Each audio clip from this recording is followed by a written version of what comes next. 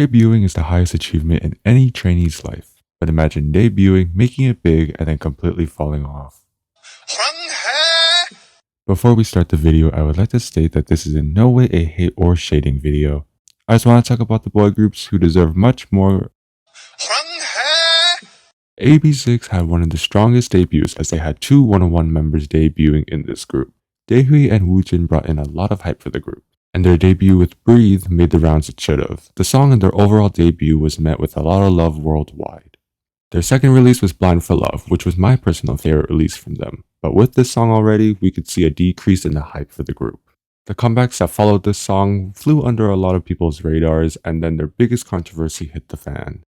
In May of 2020, now ex-member of AB6, Youngmin was caught driving under the influence. Obviously, this raised a lot of criticism and brought a lot of negative attention towards the group. He was edited out of the song, music video, and was removed from the group entirely.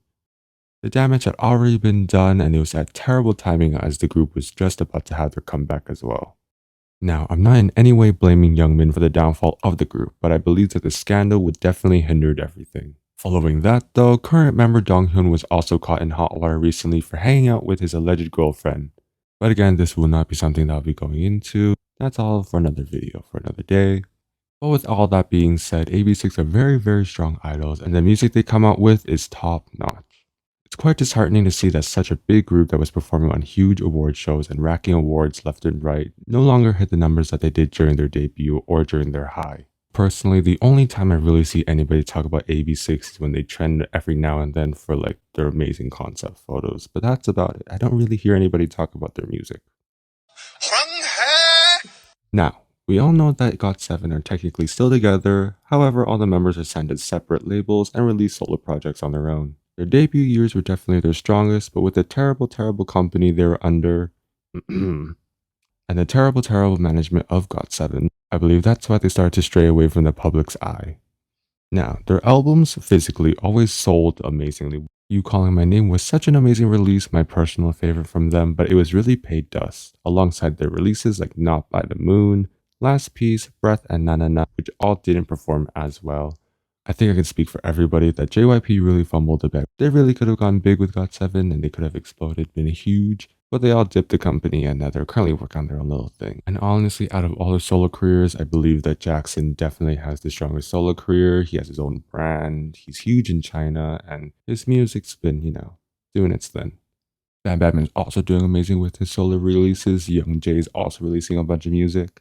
But everybody else I kind of haven't heard from a lot, They have like one comeback a year, which is what they promised the fans. I know Jin Young's an actor, that's like the path that he's going down. But overall, I think it's safe to say that sadly, their hype has definitely gone down since their heyday. hoerangae. ONEUS came into the industry running with their debut. Is that the right saying? I don't know. But I think 2019 was an amazing year for debuts, and ONEUS' debut definitely stood out a lot. Personally, ONEUS' title tracks are some of the strongest songs I've ever heard in K-pop, like a song written easily. Luna and Diggity are some of the strongest and best songs I've heard from them. But the hype from their debut has definitely sizzled away. Personally, as a huge ATEEZ fan, seeing both of them rise at the same time and always interacting, I thought that ONEUS would follow the same route as ATEEZ, but I don't really think that they did.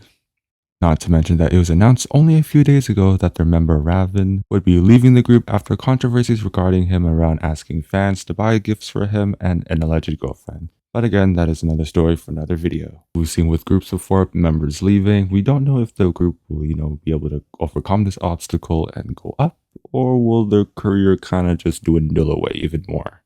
But like I said, those boys produce good music, and I'm really hopeful that they'll be able to bounce back and continue to go on, because they did just become million sellers. There's no slowing down for them, but clearly not a lot of people are still paying attention to them like they used to.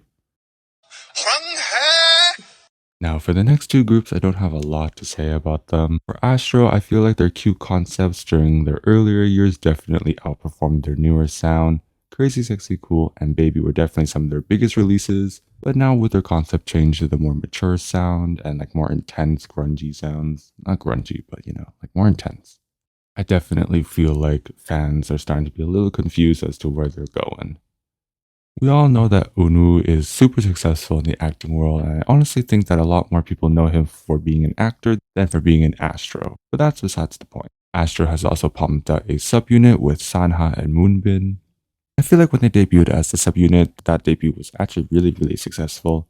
But then the second one came by and it didn't perform as well, and I feel like the overall hype and popularity for Astro is starting to go away a little. hoerangae, Like Astro, I don't have much to say for Monster X and Wonho. I know I shouldn't be putting them in the same category, but I'm going to anyways because I have points to prove. You know, seeing a lot of opinions online. Monster X likes to recycle their sound a little bit. A lot of their songs sound similar. I'm not saying all of them sound similar, but a lot of them do kind of sound similar. Their most recent comeback was a little different, but you could still feel like the flair of the original sound. The path that they're going to is just a little generic. It's a little westernized. And then, of course, we had the whole situation with Wonho leaving the group. His debut as a solo artist was super hyped up. Everybody was talking about it, and it was quite successful, but his past few comebacks haven't been able to reach the same level of success. hoerangae, I think I can speak for a lot of people when I say that I'm very confused as to what is happening with EXO. They have been very quiet these past few years. They had one comeback that didn't, really make a splash at all. And the whole confusion with if Lay is still in the group or not. But for SM, I believe that they decided to take the solo career route for EXO. Baekhyun and Kai easily had the biggest and most successful solo careers, with their albums making huge numbers and songs getting stuck in everybody's head. There was also Super M, where some of the EXO members were placed into. Correct me if I'm wrong, but I believe in the past few years they've had the same amount of comebacks as Blackpink, and that's saying a lot.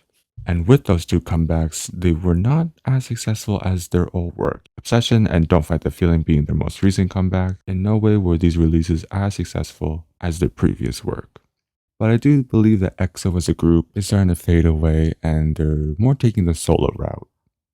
hoerangae, Honestly, I used to be a huge fan of the boys' music. Bloom Bloom, DDD, all the songs were such amazing songs. But I really started to fall off when they had their whole concept change from going to the super playful and youthful concept to the super dark and intense. I'm not going to say noisy, I'm going to say intense concept. But their most few comebacks with like Thrill Ride, Maverick, Whisper, it hasn't hit as hard as their previous work.